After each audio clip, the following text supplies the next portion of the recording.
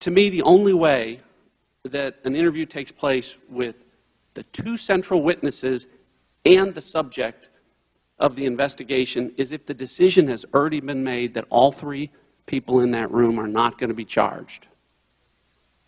Okay, can I respond? Yes, please.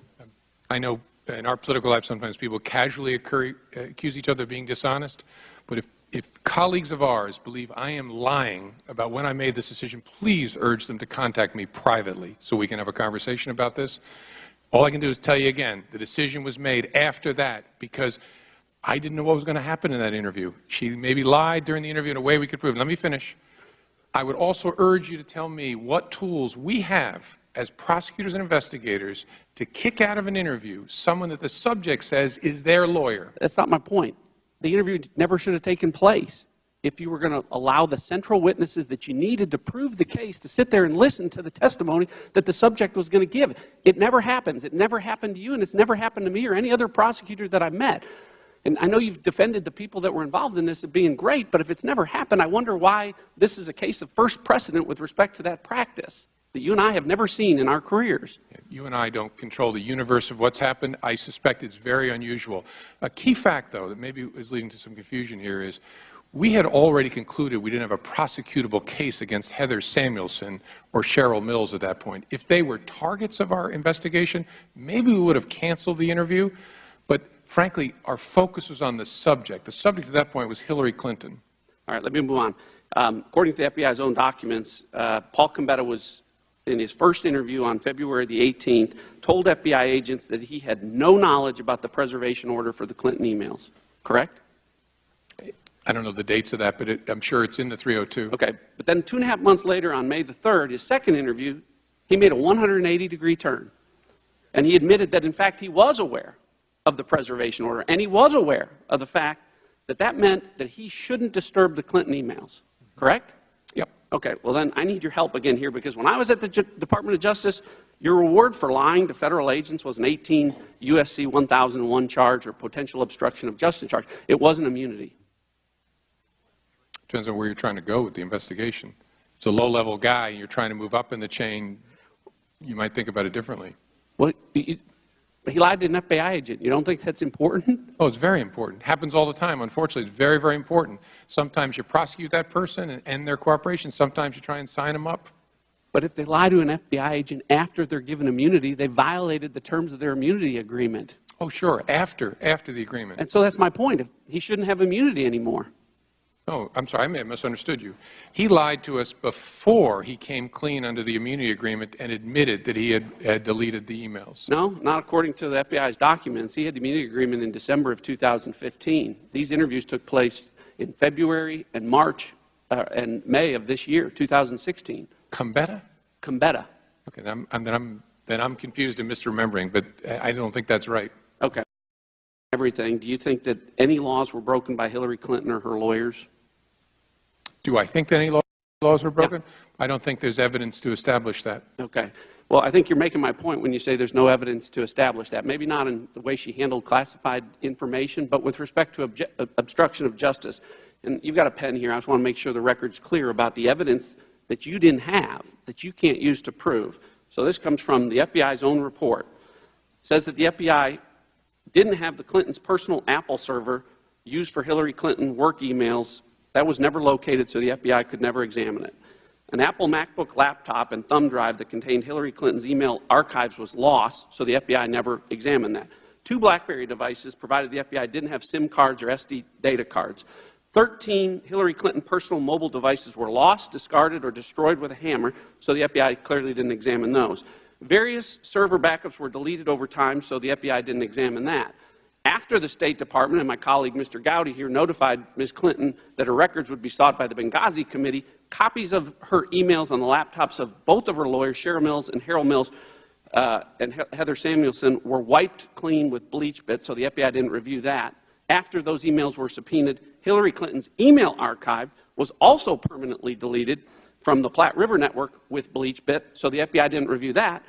And also after the subpoena, backups of the Platte River server were manually deleted. Now, Director, hopefully that list is substantially accurate because it comes from your own documents. My question to you is this. Any one of those in that very, very long list to me says obstruction of justice. Collectively, they scream obstruction of justice, and to ignore them, I think, really allows not just reasonable prosecutors, but reasonable people to believe that maybe the decision on this was made a long time ago not to prosecute Hillary Clinton.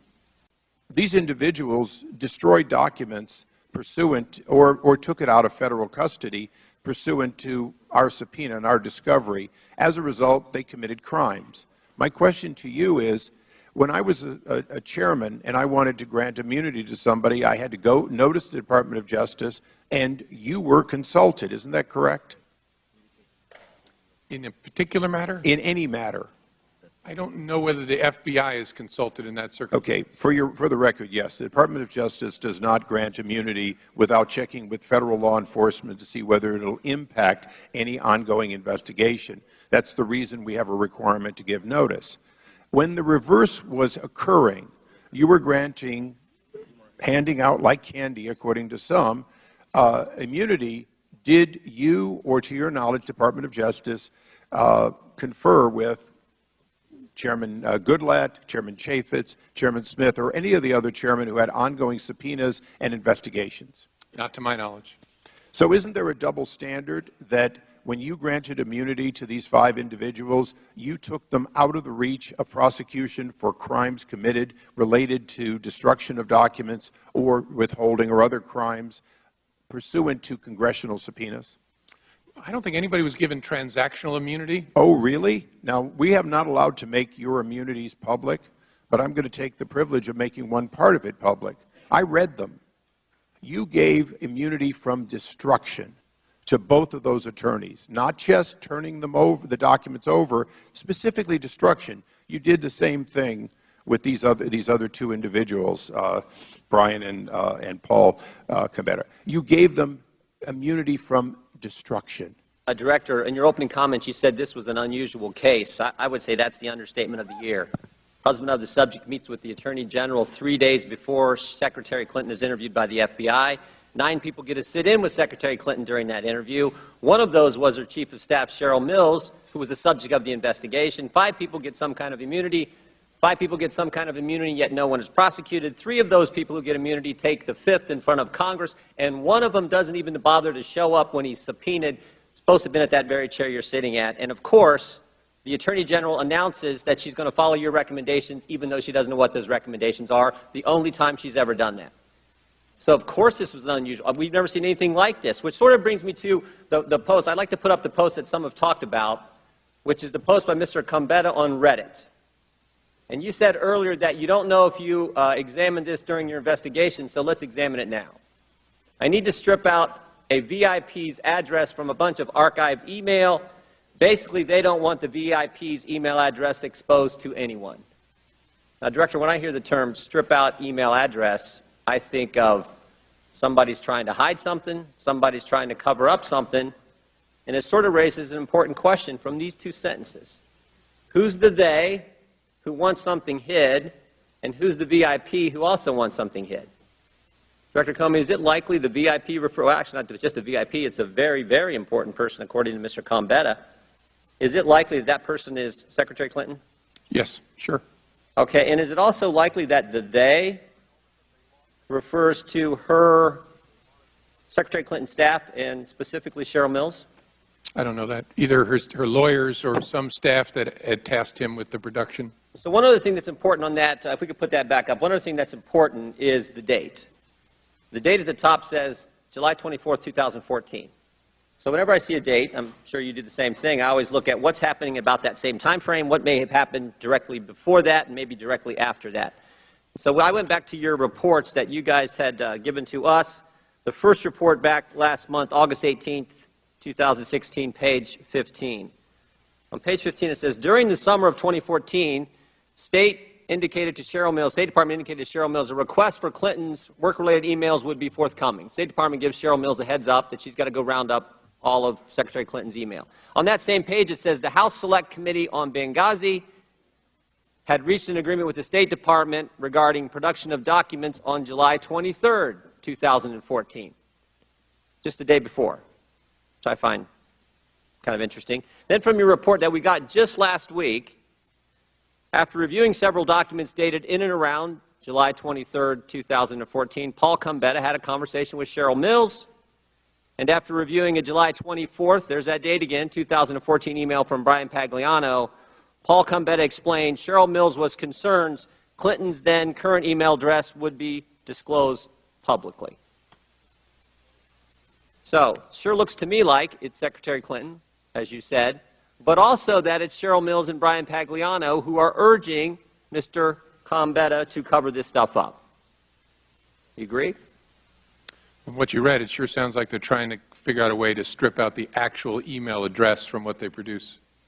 Well, they're actually trying to strip it all out. PST file, everything. Here's the takeaway in my mind. Mills gets a heads up, Cheryl Mills gets a heads up in midsummer of 2014. July 23rd, the day before Mr. Combetta's Reddit post, the Benghazi Committee and the State Department reach an agreement on production of documents. Cheryl Mills has a conversation with Paul Combetta. He goes on Reddit then and tries to figure out how he can get rid of all this email. Even though he's not successful then, he has to do it later down the road with BleachBit. And then the clincher. The clincher. Just last week, he's going online and trying to delete these Reddit posts. He's trying to cover up his tracks. He's trying to cover up the cover-up. For this reason, intent is awfully hard to prove. Very rarely do defendants announce ahead of time, I intend to commit this crime on this date. Go ahead and check the code section. I'm going to do it. That rarely happens. So you have to prove it by circumstantial evidence, such as whether or not the person intended to set up an email system outside the State Department, such as whether or not the person knew or should have known that his or her job involved handling classified information, whether or not the person was truthful about the use of multiple devices, whether or not the person knew that a frequent emailer to her had been hacked, and whether she took any remedial steps after being put on notice that your email or someone who's been emailing with you prolifically had been hacked. And whether or not, and I think you would agree with this, Director, false exculpatory statements are gold in a courtroom. I would rather have a false exculpatory statement than a confession. I would rather have someone lie about something and it be provable that that is a lie, such as that I neither sent nor received classified information, such as that I turned over all of my work-related emails. All of that, to me, goes to the issue of intent. So I got two more questions, then I'm going to be out of time. For those who may have to prosecute these cases in the future, what would she have had to do to warrant your recommendation of a prosecution? If all of that was not enough, because all of that's what she did, if all of that's not enough, I mean, surely you cannot be arguing that you have to have an intent to harm the United States to be subject to this prosecution. I mean, that's treason. That's not a violation of this statute. No, I think we'd have to be able to prove beyond a reasonable doubt a general awareness of the unlawfulness of your conduct. You knew you were doing something you shouldn't do. And then, obviously, that's on the face of the statute itself. Then you need to consider, so who else has been prosecuted and in what circumstances, because it's all about prosecutorial judgment. But those two things would be the key questions. Can you prove that the person knew they were doing something they shouldn't do, a general criminal intent, general mens rea, But the and way to treated other people similarly? The way to prove that is whether or not someone took steps to conceal or destroy what they've done. That is the best evidence you have, that they knew it was wrong, that they lied about it. It's very good evidence. Always want to look at what the subject said about their conduct. Well, and there's a lot. There's a lot. If you saw her initial press conference, it all falls under the heading of false exculpatory statement. I'm out of time, Mr. Chairman, but the director did. You started off by giving us examples of things the Bureau has done. And every one of us who's worked with the FBI, that is the FBI that I know. The one that went and saved that girl in North Carolina, that is the FBI that I know. What concerns me, Director, is when you have 5 immunity agreements and no prosecution, when you are allowing witnesses who happen to be lawyers, who happen to be targets, to sit in on an interview. That is not the FBI that I used to work with. So I've been really careful to not criticize you. In fact, I said it again this morning. They wanted to know, was he gotten to? Did somebody corrupt him? No, I just disagree with you. But it's really important to me that the FBI be respected. And you got to help us understand. Because it looks to me like some things were done differently that I don't recall being done back when I used to work with them. And with that, I would yield back to the chairman. Was this not a conscious effort to alter federal records? I mean, the proximity to the date is just stunning. I'm sorry, what's the question? How is this not a conscious effort to alter a federal record? Well, depending on what the record was and exactly what he was trying to do, and whether there would be disclosure to the people they were producing it to, saying we changed this for privacy purposes. I just don't know sitting here. These are documents that were under subpoena. These federal records were under subpoena. They were under a preservation order. Did Mr. Gambetta destroy documents? I don't know whether that was true in July of 2014. They were under subpoena. Did he ultimately destroy federal records, Mr. Gambetta? Oh, I have no reason to believe he destroyed federal records. He used bleach bit, did he not? Yeah, the question is what was already produced before he used the bleach bit. He definitely, the reason he wanted immunity was he had done the bleach bit business after there was publicity about the demand from Congress for the records. That's a potential. And not just publicity, there was a subpoena. Right, that's potential. And there was communication from Cheryl Mills that there was a preservation order, correct? Yes. And he did indeed use bleach bit on these records. Sure. That's why the guy wouldn't talk to us without immunity. And so when you got immunity, what did you learn? We learned that no one had directed him to do that he had done it. You really think that he just did this by himself? I think his account, again, I never affirmatively believe anybody except my wife, but the question is, do I have evidence to disbelieve him? And I don't.